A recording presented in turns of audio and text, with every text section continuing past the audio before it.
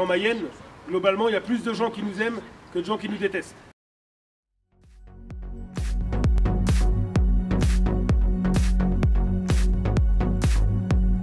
Pour la troisième année consécutive, notre modèle agricole, c'est celui qui est le plus durable comparé à tous les autres.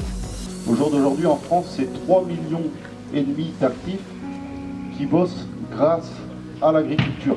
Sans agriculture, il n'y aura plus de vie aussi dans notre ruralité et même des villes comme Laval.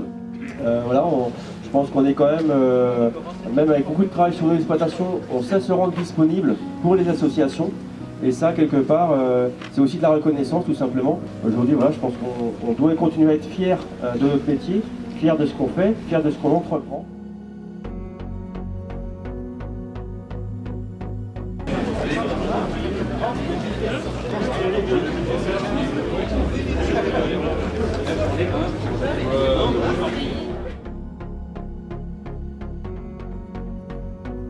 Il y a un décret qui est sorti en fin d'année sur les zones ZNT, zones de non-traitement. Pour faire simple, des textes sont parus à la fin de l'année 2019 qui visent à maintenir des bonnes relations entre les agriculteurs et les riverains. Vous aviez été précurseur en Pays de la Loire puisqu'une charte régionale, un projet de charte régionale a été élaboré. Ce projet de charte régionale, vos dirigeants nous les ont remis il y a quelques semaines de cela, et elle demande à être modifiée sur quelques points, 2 points, qui sont des points mineurs, mais qui sont à modifier pour se mettre en conformité avec les textes réglementaires. Deuxième sujet, c'est fameux agribashing. Dans les médias, on nous met toujours en cause notre façon de travailler, donc ça c'est plus possible. Donc c'est un sujet qui me tient à cœur. Ce qui se passe vis-à-vis de certaines exploitations agricoles, je pense aux intrusions, est inacceptable. Ce qui peut être dit dans la société, dans la presse, n'est pas plus acceptable.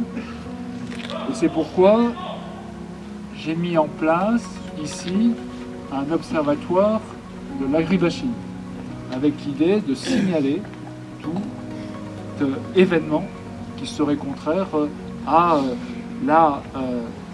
tout ce qui serait contraire à tout ce que fait la profession agricole. Pour cela.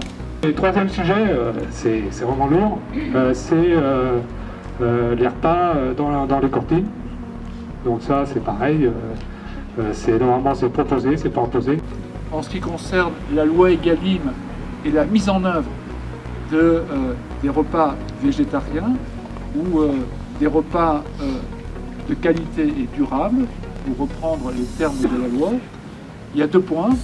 Il y a une obligation pour la restauration collective publique, lycées, écoles, collèges, établissements de personnes âgées, établissements pénitentiaires, d'ici le 1er janvier 2022, d'offrir des repas avec, dit la loi, qui portent 50% de produits de qualité et durable, dont 20% de bio.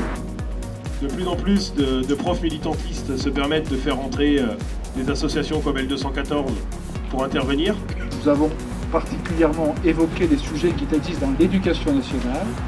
Nous avons cité des cas précis. Et là, ce que nous sommes convenus, c'est que l'inspecteur d'académie recevrait une délégation de vos 2 syndicats dans le courant d'ici avant la fin dans les quelques jours qui viennent. Le but, c'est que l'agriculteur gagne sa vie. Et ça, qu'il fasse n'importe quelle production, n'importe quelle agriculture, on y tient.